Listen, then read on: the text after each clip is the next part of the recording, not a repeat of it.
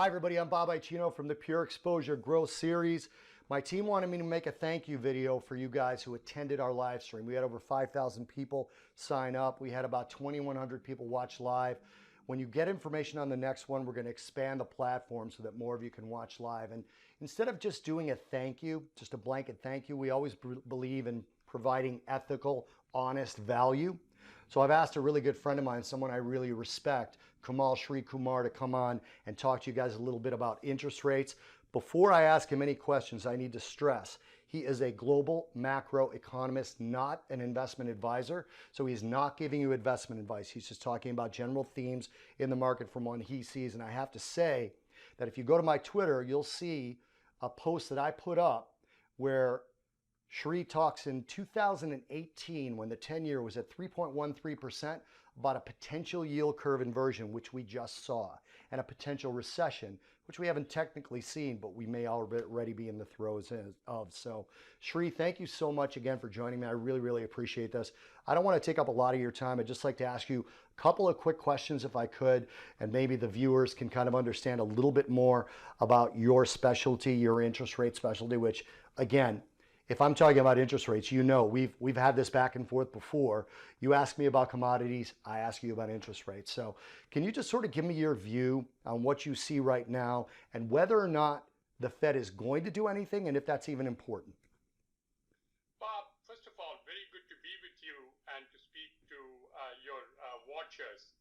Let me begin by saying that interest rates people think are all determined by the Federal Reserve, that the Federal Reserve sets your long-term bond rate, the rate at which you can borrow for 15 or 30 years for your mortgage. That is just not the case. All that the Federal Reserve monitors and manages is what is known as the federal funds rate, which is a very short-term rate. Right.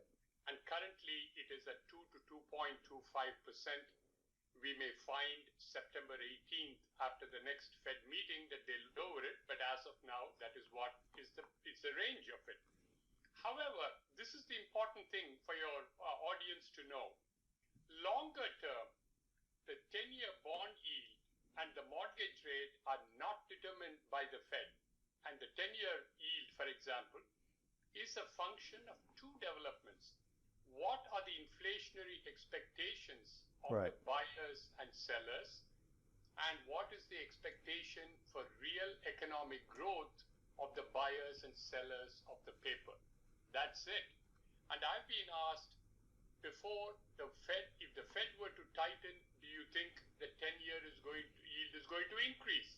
If the Fed is going to ease, do you think the 10-year yield is going to go down? And I say neither is the case. It all depends on whether the Fed is going to push up inflation and real growth. And why is that? Here is the lesson. If you were a holder of bonds, you want to be compensated for the loss of your purchasing power due to inflation. So that is one component of the return that you want to get. Right. The second component is the real growth of the economy, which is a proxy for the inflation-adjusted return you want to get out of the 10-year obligation. If the two of them are not affected, then your 10-year yield is not affected. And I point out that after President Trump's tax cut of late 2017, I kept maintaining that the interest rates are not going to shoot up only because economic growth is not going to shoot up. That's why, Bob, when you referred kindly to the 2018 tweet and the video earlier on, I was saying there that the interest rates are not going to go up because I didn't think real growth was going to pick up. Second, inflation. The Fed has been saying for the last 10 years that inflation is going to reach the 2-year target.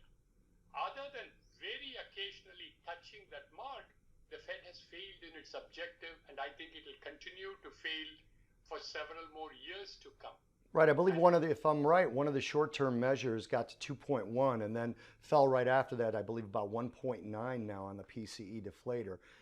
Let me ask you, do you think that the Fed can, given the rest of the macro view, the rest of the macro picture, can the Fed drive any more growth, and can they actually cause inflation? I've said for a long time now, I feel like we're in the Groupon economy where they're actually fighting natural technologically driven deflationary forces.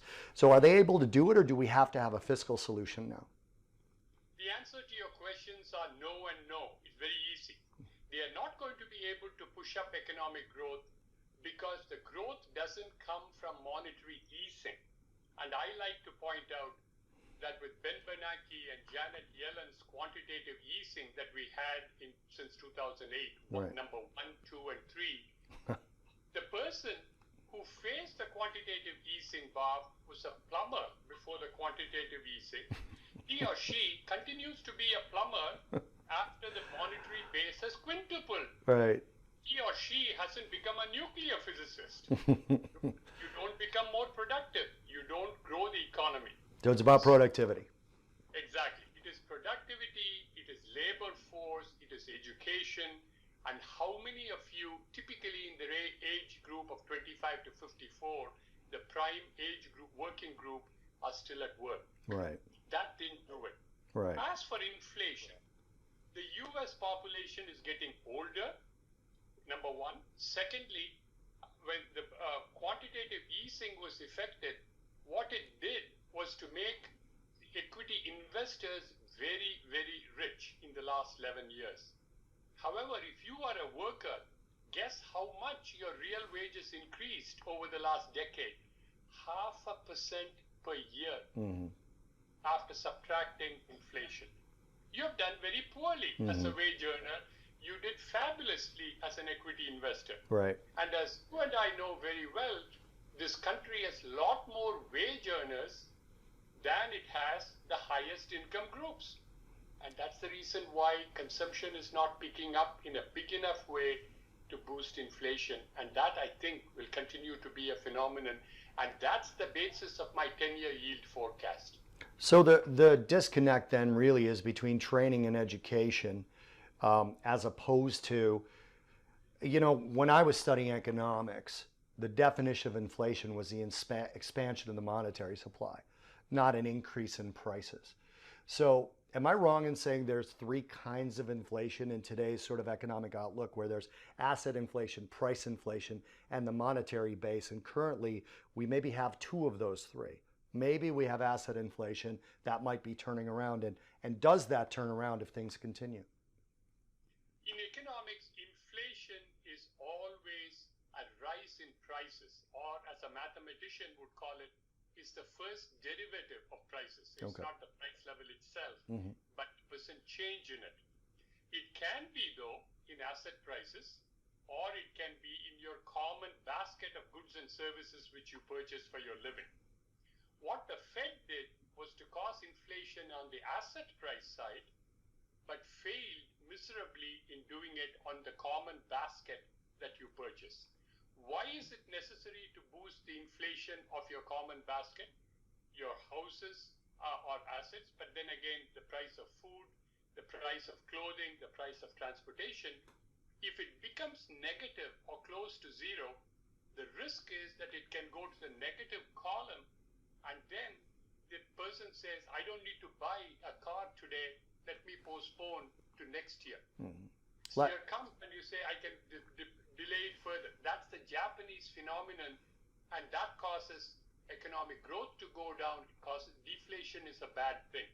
Last question I have for you, and then I'll let you go. Enjoy your evening, and I really appreciate this. By the way, if anybody wants to get a hold of Sri, you can reach him at Twitter. He's very accommodating. You can get him at SrikGlobal, one word, at SrikGlobal. And then his website is srikumarglobal.com. So that's SrikUMAR Global. I'll put that on the screen as well when we're done with here. But last question for you, Sri, if I could.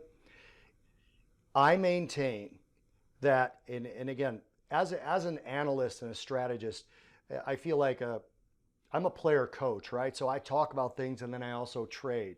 So from my perspective, I always say that it is not valuable for those that are actively investing to think about what the Fed should do. It's more valuable to think about what they are going to do.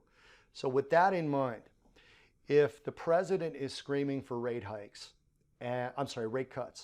and the Fed cuts rates because perhaps the actions of the administration have slowed the economy or not, I I don't want to ever get political at Pure Exposure. But from a perspective of that the economy is slowing, if the Fed cuts rates and the president is calling for rate cuts, isn't it similar to someone screaming at the lightning and saying, you better rain right now?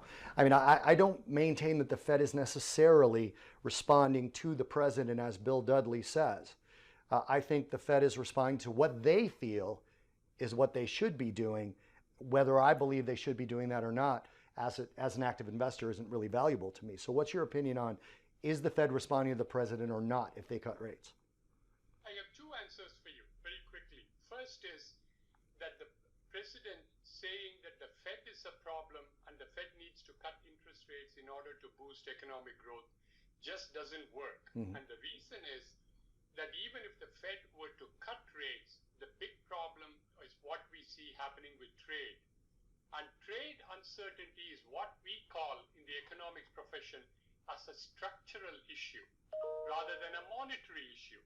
So when that happens, it is hard to make up for a structural problem with cutbacks in the interest rates and that taking place. That is the first part. Right. Second answer is the Fed did make mistakes. They raised interest rates 4 times in 2018 with Chairman Jerome Powell saying repeatedly inflation was going to shoot up.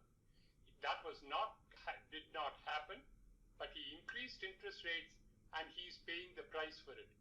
So President Trump is in fact correct in saying that the Fed should not have increased interest rates, but just Fed cutting interest rates is not going to cross growth. So in other words, you're calling somebody as having made a mistake doesn't make you right. There are errors that are taking place. On that note, Sri, I want to thank you so much. And again, thank you to everybody who watched our live stream. These are the kinds of people we want to bring you. These are the kinds of things we want to do. We don't want to just say thank you. We want to give you the kind of information that otherwise maybe you wouldn't notice. Again, I'm going to put Sri's website up here and Sri's Twitter. Feel free to reach out to him. He's very, very generous with his time, as you have been again, my friend. Thank you so much for being here with us. I appreciate it. You're welcome. Very good to be with you, Bob. Cheers, guys.